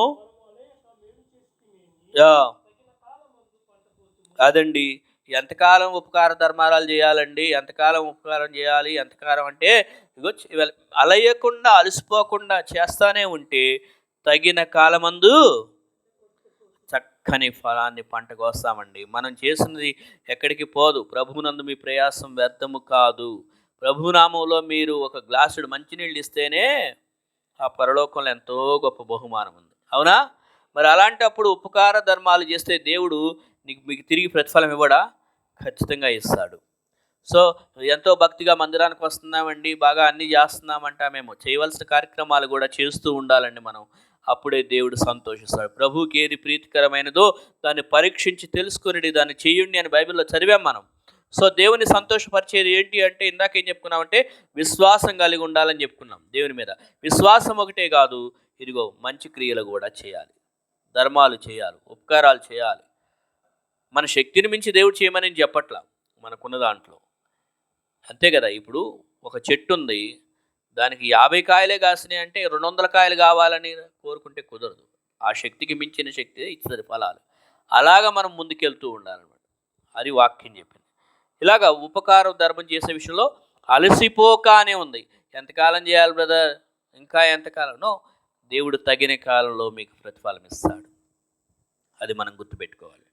ఇంకా ఏంటి దేవునికి ఇష్టమైనటువంటిది ఏంటి? కీర్తనలు 51, కీర్తనలు 51, 16, 17 వచనాలు.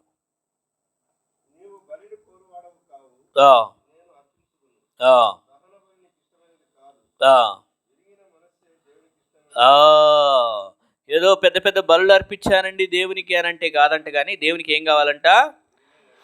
విరిగి నలిగినటువంటి హృదయము, మనస్సు. అదండి దేవుడు కోరుకునేది.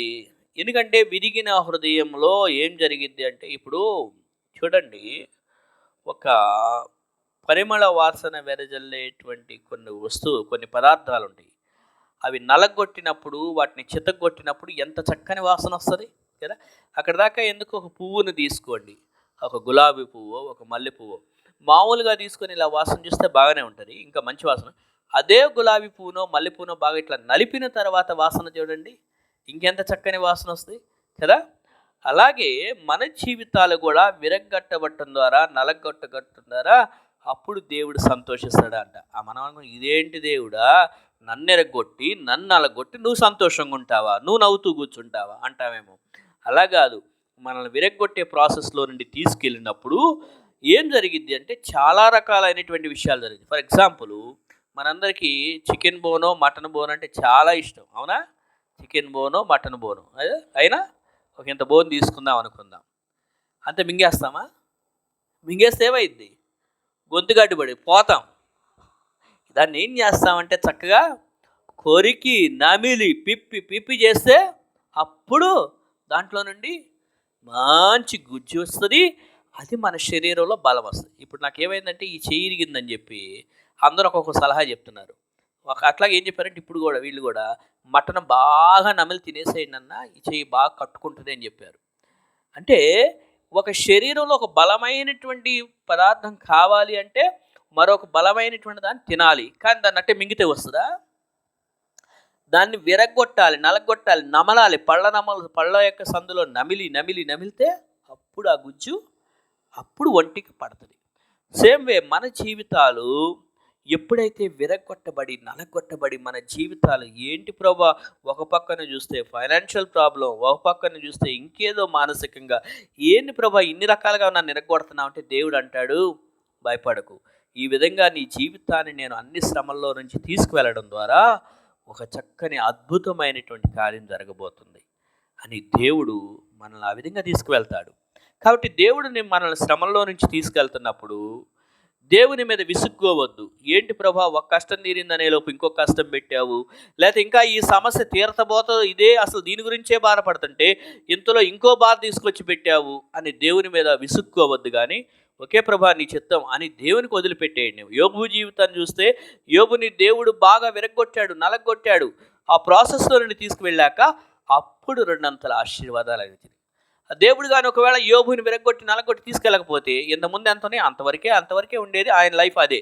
కానీ ఆయన సాక్ష్యం గొప్పదయ్యింది, ఆయన ఫలాలు 2 ఆశీర్వాదాలు వచ్చినాయి. అంత గొప్పగా ఆయన అంటే ఆ ప్రాసెస్లో నుంచి వెళ్ళాడు. మనందరం కూడా ఒక ప్రాసెస్లో నుంచి వెళ్ళాలి. ఒక నలగొట్టబట్టు మన మనసు కూడా కొన్నిసార్లు విరగొట్టే పరిస్థితులు వస్తాయి. ఏంటి ప్రభా నేను ఇంత చక్కగా నీ మందిరానికి వస్తున్నా, పాటలు పాడుతున్నా, ఇంత భక్తిగా ఉంటున్నా, నా లైఫ్లో ఎందుకని ఇంత క్రషింగ్ పాయింట్, ఎందుకు ఇంత నలగొట్టే పరిస్థితులు తీసుకొచ్చే ప్రభా అంటే దేవుడు అంటాడు అది నాకు ఇష్టం అంటాడు. అంతే కదా. మనకి మమ్మీ నాకు జ్యూస్ చేసి పెట్టు అని అడిగాడు అనుకో స్టాన్లీ వాళ్ళ మమ్మీని, జ్యూస్ చేసి పెడతానని అని చెప్పేసి మ్యాంగో మొత్తాన్ని తీసుకొచ్చి అంతే నోట్లో గుక్కుతారు వాళ్ళ మమ్మీ? లేదు. ఏం చేయాలి? అబ్బా మ్యాంగో అందంగా ఉంది, చాలా బాగుంది, ఎందుకు లేదు దీన్ని నలగొట్టడం, వద్దొద్దు అరా దీన్ని చూసుకుంటే అట్లా ఉండరా బాబు నీ ఆకలి తీరిద్ది అంటారా? లేదు, ముందు వాడు ఆకలి తీర్చాలి, వాడు కోరుకునేది నేను ఇవ్వాలి. అంటే ఇది ఎంత అందంగా ఉన్న యాపిల్ పండు అయినా, ఎంత మామిడికాయ అయినా, ఎంత అందంగా ఉన్నా దీన్ని ఏం చేయాలి? నలగొట్టాలి, ఇరగొట్టాలి, నమలాలి, బాగా దాన్ని పూర్తిగా క్రష్ చేసేయాలి, దాని రూపమే పోయిద్ది. అప్పుడు కొడుకు అడిగినటువంటి ఆ చక్కని జ్యూస్ ఇస్తే వాడు తాగితే తల్లి ప్రాణం తృప్తిగా ఉంటుంది. అవునా? అయ్యో ఇంత చక్కని యాపిల్ పండుని ఇరగొట్టేశానే, అయ్యో ఇంత చక్కని మామిడి పండుని నలగొట్టేశానని బాధపడతారా? లేదు, కొడుకు అడగగానే ఆయన కోసం ఏదైనా చేసి పెడతారు. అలాగే మన జీవితాలను కూడా కొన్నిసార్లు క్రష్ చేసిన తర్వాత అందులో నుంచి అద్భుతమైన కార్యాలు దేవుడు చేస్తాడు. అదండి దేవుడు చేసేది. సో విరిగి నలిగిన హృదయం ఆ విధంగా లేకపోతే మన హృదయాలు అటువంటివి తెలుసా, కఠినంగా ఉంటాయి. కఠినంగా ఉన్నాయి అనుకోండి, దేవుని కార్యాలు మన జీవితాల్లో జరగవు.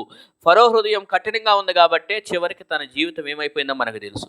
సో కఠిన హృదయాలు మనకొద్దు, కానీ అయ్యా విరిగి నలిగిన హృదయాలు దేవునికి ఇష్టమైన బలియాగం కాబట్టి, అవును ప్రభా నీ ఇష్టం వచ్చినంతగా ఎంతవరకు నువ్వు నన్ను విరగొడతావో నలగొడతావో అంతగా నువ్వు క్రష్ చేయి, తద్వారా గొప్ప ఫలమే వస్తుందని నేను కోరుకుంటున్నా అని ఆ విధంగా నమ్ముదా. అది దేవునికి ఇష్టమైనది. ఎప్పుడైతే దేవునికి ఇష్టమైన కార్యాలు చేస్తామో, ఇప్పుడు ఏం చేసాము, ఇందాక ఏం చదువుకున్నాం మనము, యోహాను సువార్త 8వ అధ్యాయము 29-30 వచనాల్లో చదివాము. నేను ఇష్టమైన కార్యాన్ని ఆయనకి చేస్తాను ఎల్లప్పుడూ అని చెప్పాడు. ఆయన నన్ను ఒంటరిగా విడిచిపెట్టలేదు. నిన్ను ఒంటరిగా విడిచిపెట్టడు. ఆ కష్టాల్లో నుంచి వెళ్తున్నప్పుడు మీరు గోల్డ్ స్మిత్ గురించి చూస్తుంటారు. అంటే బంగారం పనిచేసే అతను ఉంటాడు కదా, కంసాలే బంగారం పనిచేసే ఆయన బంగారం అట్లా ఆ పొయ్యిలో నిప్పులో పడేసి వెళ్ళిపోతాడా? నో, అక్కడే ఉండి దాన్ని అటు తిప్పి ఇటు తిప్పి అటు కొట్టి ఇటు కొట్టి ఆయన చేతులతో చేసుకుంటాడు ఆ పనులన్నీ. అక్కడే ఉంటాడు కానీ అలా వదిలేసి వెళ్ళిపోడు. సేమ్ వే మనల్ని క్రషింగ్ పాయింట్లో ఆ నలగొడుతూ తీసుకెళ్తున్న సందర్భంలో మనతోనే ఉంటాడు, మనల్ని విడిచిపెట్టడు. మనం అనుకుంటాం ఏమో నన్ను దేవుడు పట్టించుకోవట్లేదు. నో, ఖచ్చితంగా పట్టించుకునే దేవుడు. అందుకే 29-30 వచనాలు మరొకసారి చదివి మనం ముగించుకుందాం. యోహాను సువార్త 8వ అధ్యాయం 29-30 వచనాలు నాతో పాటు అందరం కలిసి చదువుదాం. నన్ను పంపినవాడు నాకు తోడై ఉన్నాడు, ఆయనకిష్టమైన కార్యం నేను ఎల్లప్పుడూ చేయుదును గనుక ఆయన నన్ను ఒంటరిగా విడిచిపెట్టలేదని చెప్పాను. ఆయన ఈ సంగతులు మాట్లాడుచుండగా అనేకులు ఆయన యందు విశ్వాసం ఉంచిరి. ఇదండి గొప్ప కార్యం. నువ్వు ఆయనకి ఇష్టమైన కార్యాలు చేస్తూ ఉండగా ఆయన నిన్ను విడిచిపెట్టడు. అలాగే అనేకులు నీ జీవితాన్ని చూసి ఇందాక వాక్యాలు విన్నట్లుగా నువ్వు అనేకులకి సాక్ష్యం అవుతావు, అనేకులు నిన్ను బట్టి దేవుని నమ్ముకుంటారు. అటువంటి కృప దేవుడు మనకి దయచేయను గాక. మరి వాక్యం కొరకు జాన్ బ్రదర్ గారు ప్రార్థన చేస్తారు. ఆ తర్వాత బలలో పాల్గొందాం. ప్రకాష్ బ్రదర్ గారు బల్ల అందరికీ ఇస్తారు.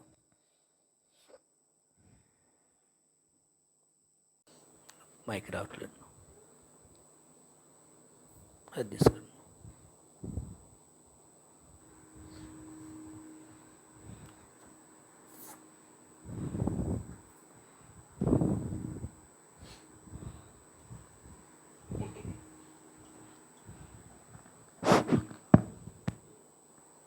ప్రార్థించుకుందాం. సర్వసృష్టికి కారణభూతమైనటువంటి పరలోకమందున్న మా తండ్రి, నీకే వందనాలు, స్తుతులు, స్తోత్రాలు నాయన. దేవుడా తండ్రి, ఎంతోమందికి లేని మహాభాగ్యాన్ని ఇక్కడ నాయన ఉన్నటువంటి మా అందరికి ఇచ్చిన గొప్ప భాగ్యాన్ని బట్టి మీకు ఎనలేని స్తుతులు, స్తోత్రాలు. నిజమే తండ్రి, మీకు సాక్షులుగా ఉంటే మొదటి ఉపమానం ప్రకారం మేము సాక్ష్యం అనేది చెప్పకుండా ఉండటానికి సిగ్గుపడకుండా ఉండేలాగా కృపను దయచేయండి. ఏదైతే మీరు మా జీవితాల్లో జరిగించిన కార్యాలు ఏదైతే ఉంటున్నాయో వాటిని చెప్పడం వలన నాయన దేవుడా తండ్రి వేరే వారి మనసులు నాయన మారటానికి అది నాయన ఉపయోగపడుతుందని మీ వాక్యానుసారంగా విన్నాం. అలాగే రెండో ఉపమాన పరంగా నాయన దేవుడా తండ్రి మీకు ఇష్టమైనది ఏదో మేము తెలుసుకొని మా జీవితాల్లో నడుచుకునేలాగా కృపను దయచేయమని వేడుకుంటున్నాం. దేవుడా తండ్రి నిజమే తండ్రి, మీ ఉన్న వాక్యము నాయన మాలో విత్తబడింది. నాయన విత్తబడిన వాక్యం ఫలించలాగా కృపను దయచేయండి నాయన. దేవుడా తండ్రి, ఇక్కడ ఉన్నవారు ఏ ఒక్కరు కూడా నాయన మీకు ఇష్టమైన నాయన వాక్య ప్రకారం కాకుండా నాయన దేవుడా తండ్రి వదిలి వెళ్ళిపోకుండా ఉండులాగున దేవుడ తండ్రి మీరు కంచె వేసి కాచి కాపాడండి తండ్రి.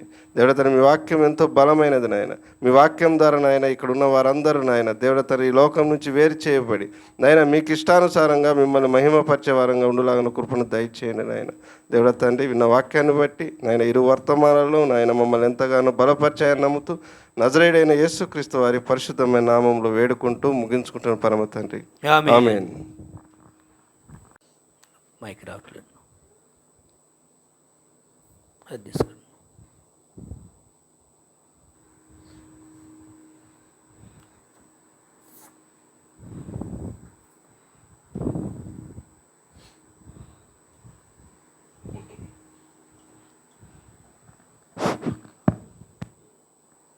ప్రార్థించుకుందాం. సర్వసృష్టికి కారణభూతమైనటువంటి పరలోకమందున్న మా తండ్రి, నీకే వందనాలు, స్తుతులు, స్తోత్రాలు నాయన. దేవుడా తండ్రి, ఎంతోమందికి లేని మహాభాగ్యాన్ని ఇక్కడ నాయన ఉన్నటువంటి మా అందరికి ఇచ్చిన గొప్ప భాగ్యాన్ని బట్టి మీకు ఎనలేని స్తుతులు, స్తోత్రాలు.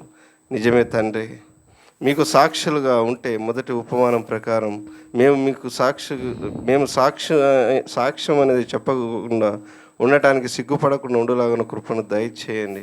ఏదైతే మీరు మా జీవితాల్లో జరిగించిన కార్యాలు ఏదైతే ఉంటున్నాయో వాటిని చెప్పడం వలన నాయన దేవుడా తండ్రి వేరే వారి మనసులు నాయన మారటానికి అది నాయన ఉపయోగపడుతుందని మీ వాక్యానుసారంగా విన్నాం. అలాగే రెండో ఉపమాన పరంగా నాయన దేవుడా తండ్రి మీకు ఇష్టమైనది ఏదో మేము తెలుసుకొని మా జీవితాల్లో నడుచుకునేలాగా కృపను దయచేయమని వేడుకుంటున్నాం.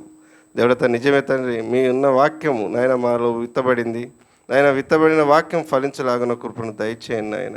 దేవుడా తండ్రి ఇక్కడ ఉన్నవారు ఏ ఒక్కరు కూడా నాయన మీకు ఇష్టమైన నాయన వాక్య ప్రకారం కాకుండా నాయన దేవుడా తండ్రి వదిలి వెళ్ళిపోకుండా ఉండులాగున దేవుడా తండ్రి మీరు కంచె వేసి కాచి కాపాడండి తండ్రి.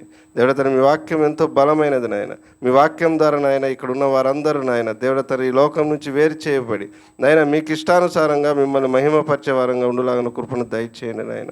దేవుడా తండ్రి విన్న వాక్యాన్ని బట్టి నాయన ఇరు వర్తమానాల్లో నాయన మమ్మల్ని ఎంతగానో బలపరిచాయని నమ్ముతూ నజరేయుడైన యేసుక్రీస్తు వారి పరిశుద్ధమైన నామంలో వేడుకుంటూ ముగించుకుంటున్న పరమ తండ్రి, ఆమేన్. అలాగే ప్రభు బలలో పాల్గొనడానికి హృదయాలు సిద్ధపాటు చేసుకుందాం. ప్రభు యేసుక్రీస్తు వారు తెలియజేశారు, ఏమన్నారంటే నన్ను జ్ఞాపకము చేసుకునేటికై దీనిని చేయుడి అని. కాబట్టి ప్రభువుని జ్ఞాపకం చేసుకుందాం, క్రీస్తుని జ్ఞాపకం చేసుకుందాం. నీ కష్టాలు నువ్వు జ్ఞాపకం చేసుకోవద్దు. ఇన్ని అప్పుల్లో ఉన్నాను, ఇన్ని రోగాలతో ఉన్నాను, కుటుంబంలో పరిస్థితుల్లో నీ బాధలు నువ్వు జ్ఞాపకం చేసుకోవద్దు. కానీ నీ కొరకు క్రీస్తు పొందిన గాయాలు నువ్వు జ్ఞాపకం చేసుకో. నీ కొరకు క్రీస్తు అనుభవించిన శ్రమను నువ్వు జ్ఞాపకం చేసుకో. క్రీస్తు పొందిన ఆ గాయాలు నీ మీద ప్రేమతో ఆ శిలువ శ్రమలు ఆయన భరించాడు. శిలువలో ఆ క్రీస్తు భరించిన శ్రమలు నిన్ను రక్షించడం కోసమే, నిన్ను ఆ మహానరక శిక్ష నుండి తప్పించడం కోసమే. కాబట్టి ఈ సమయంలో నీ పట్ల క్రీస్తు ప్రేమ ఎంత గొప్పదో ఆ విషయాన్ని మాత్రమే జ్ఞాపకం చేసుకో. నీ పట్ల క్రీస్తు ప్రేమ ఎంత బలమైనదో ఆ విషయాన్ని మాత్రమే జ్ఞాపకం చేసుకో. ఎటువంటి భయంకరమైన శిక్ష నుంచి దేవుడు నిన్ను తప్పించాడో ఆ విషయం మాత్రమే నువ్వు జ్ఞాపకం చేసుకో. నీ కొరకు క్రీస్తు అనేక అవమానాలు భరించారు. మనందరి కొరకు క్రీస్తు వేదన సహించాడు.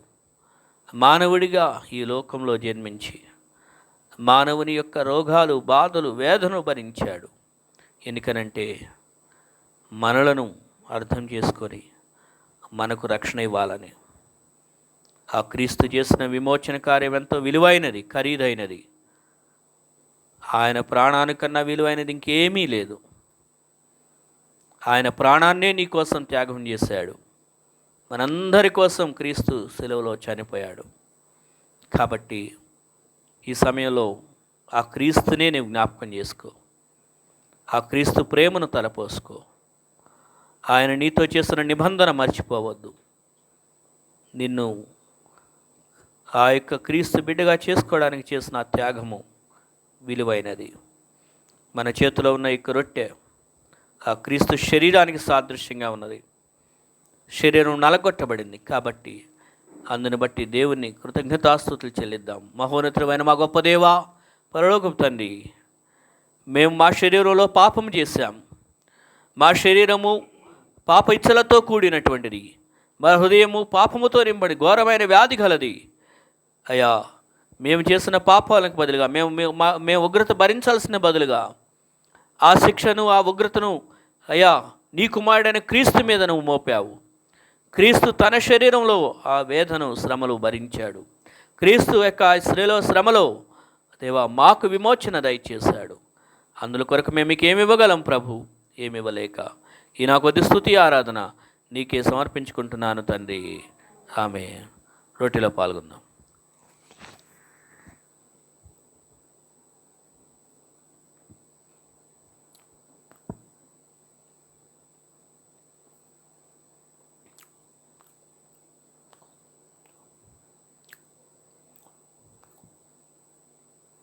ఆ ప్రకారమే భోజనం అని పిమ్మట ఆయన మరొక పాత్రను ఎత్తుకొని,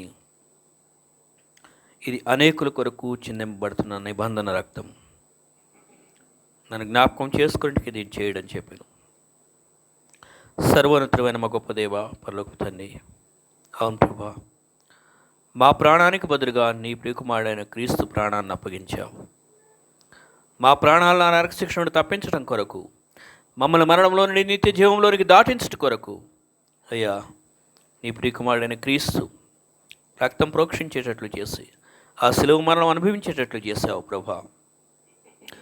క్రీస్తు కార్చినటువంటి ఆ యొక్క పరిశుద్ధ రక్తములో మా ప్రతి సమస్త కల్మషమును, పాపమును, దుష్టత్వమును, దుర్నీతిని, పాపమును కడిగివేసి దేవా మమ్మల్ని పరిశుద్ధులుగా, నీతిమంతులుగా చేసుకున్నావు. అందులో కొరకు మేము మీకు ఏమి ఇవ్వగలం ప్రభు? ఏమి ఇవ్వలేక ఈ నా కొద్ది స్తుతి ఆరాధన నీకే సమర్పించుకుంటున్నాను తండ్రి. ఆమేన్. పాత్రలో పాల్గొందాం.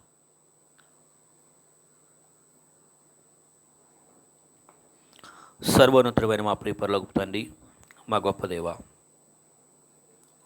మమ్మల్ని ప్రేమించి మమ్మల్ని రక్షించాలని నీ ప్రియకుమారుడైన క్రీస్తు ద్వారా నీవు జరిగించిన ఆ ప్రేమ కార్యం, సెలవు కార్యాన్ని బట్టి నీ స్తోత్రాలు. ఈ ఉదయకాల సమయంలో తండ్రి, మరి క్రీస్తుని జ్ఞాపకం చేసుకుని ఈ బలలో పాల్గొనే అవకాశం మా అందరికీ ఇచ్చావు, నీకు స్తోత్రాలు. ఎవరైతే ఈ బలలో పాల్గొన్నారో వారిని బట్టి నీకు వందనాలు. ఎవరైతే పాల్గొనలేకపోయారో వారికి మరొక అవకాశం దయచేయండి అయ్యా.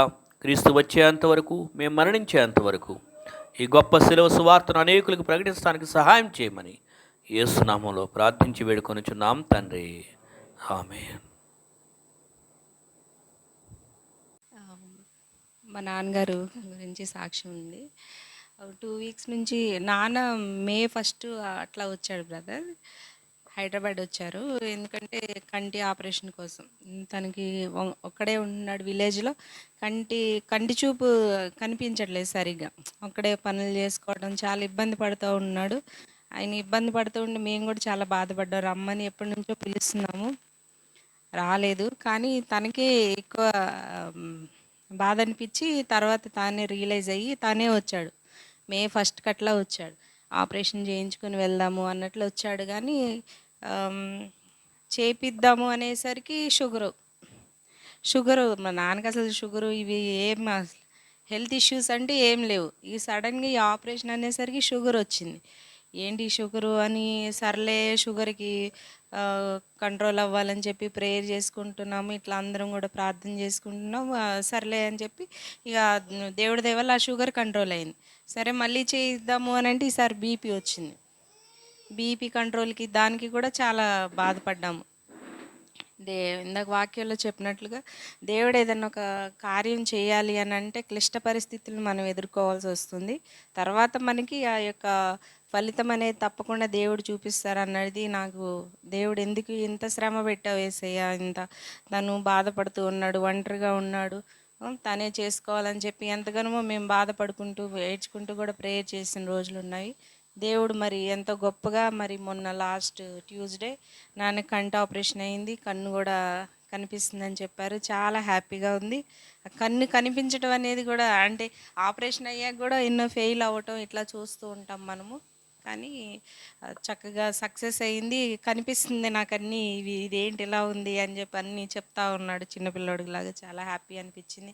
మరి ప్రేయర్ చేసిన మీ సంఘ కాపరికి ఎంతో వందనాలు తెలియపరచుకున్నాను. సంఘానికి కూడా చాలా వందనాలు ప్రార్థన చేసినందుకు. ఇంకా 2వ కన్ను కూడా చేయించుకుంటాను అంటున్నాడు. దాన్ని కూడా ప్రార్థనలో పెట్టాలని కోరుకుంటున్నాను. Thank you.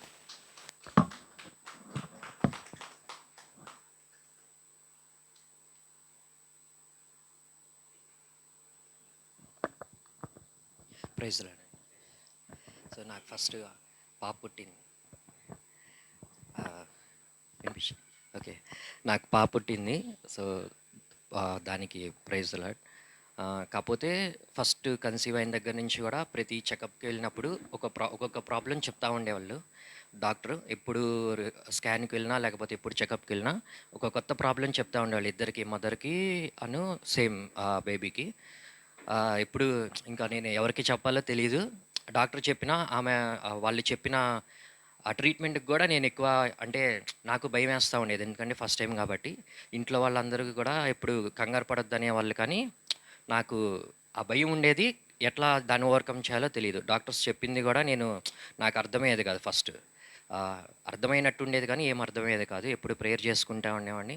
అన్నకు కూడా అప్పుడు ఎక్కువ చెప్పేవాడిని కాదు, ఇట్లా ఇట్లా అవుతుందన్న ప్రేయర్ చేద్దామా చేయమని కూడా ఎప్పుడు చెప్పేవాడిని కాదు. నేనే చేస్తూ ఉండేవాడిని. అప్పుడప్పుడు కొంచెం ఎక్కువ బాగా నేను కంగారు పడినప్పుడు అట్లా అన్నకి ఎప్పుడైనా మెసేజ్ చేస్తూ ఉంటాం, లేకపోతే ఆంటీ ద్వారా చెప్పడం జరుగుతూ ఉండేది. సో లక్కీగా రేపు మొన్న మే 13th నాకు మార్నింగ్ బేబీ డెలివరీ అయింది, ఏ ప్రాబ్లం లేకుండా. ఆ రోజు కూడా డెలివరీ రోజు కూడా మామూలుగా నార్మల్ నైట్ సండే నైట్ తీసుకువెళ్ళాము. మొత్తం అంటే నార్మల్ అనే చెప్పారు.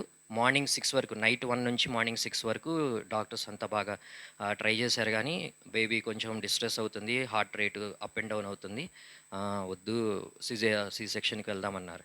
సో అప్పుడు కూడా అదే అన్నకి నైట్ 3 అప్పుడు, అది కూడా చాలా లేట్గా నేను మెసేజ్ చేశాను. అంటే పడుకొని ఉంటారేమో, డిస్టర్బ్ చేయటం ఎందుకు అన్నట్టుగా.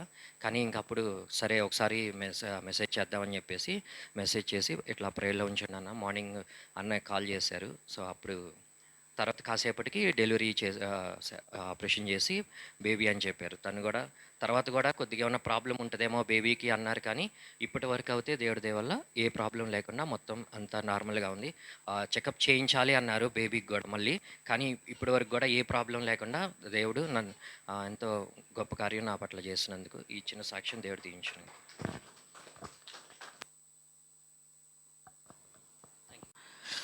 మరి మెర్సీ సిస్టర్ వాళ్ళ నాన్నగారి గురించి సాక్ష్యం చెప్పారు. మరి వారి నాన్నగారు సుదర్శన్ గారు, దేవుడు వారిని ప్రేమించి చక్కగా ఒక కంటికి ఆపరేషన్ దేవుడు మంచిగా జరిగించాడు, ఇంకొక కంటికి కూడా జరగించాలి ఫ్యూచర్లో అని తన కోసం ప్రార్థనలో కంటిన్యూగా ప్రార్థన చేద్దాం.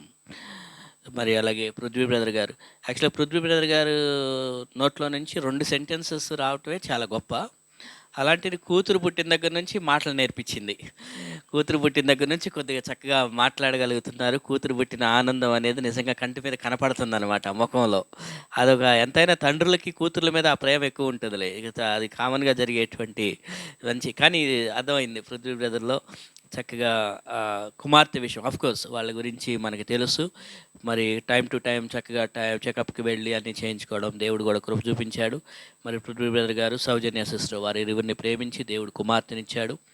మరి వారి కుమార్తె కూడా ఆరోగ్యంగా ఉన్నందుకు దేవునికి వందనాలు తెలియజేస్తున్నాం. మరి ఫ్యూచర్లో పెద్ద పార్టీ ఎక్స్పెక్ట్ చేస్తున్నాము.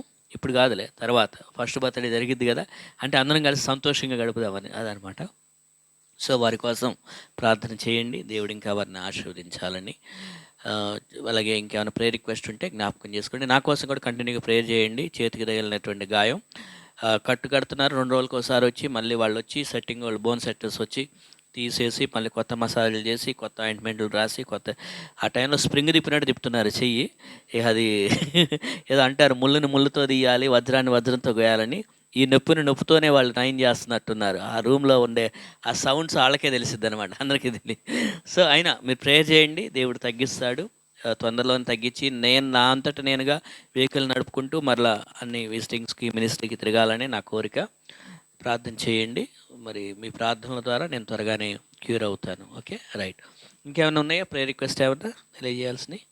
ఓకే, రైట్, సరే, ప్రార్థన చేసుకుందాం. చివరి ప్రార్థన. రాణి సిస్టర్ గారు వాళ్ళ అమ్మగారికి కూడా బాగోలేదన్నారు, వారి అమ్మ కోసం కూడా ప్రార్థన చేయండి. ఓకే, ప్రార్థన, చివరి ప్రార్థన. సర్వోన్నతుడైన దేవ, మా గొప్ప దేవ, పరలోకపు తండ్రి, నీ ప్రేమ చేత నువ్వు మమ్మల్ని ఎంతగానో ప్రేమించి అద్భుతంగా కాపాడుతూ వస్తున్నావు.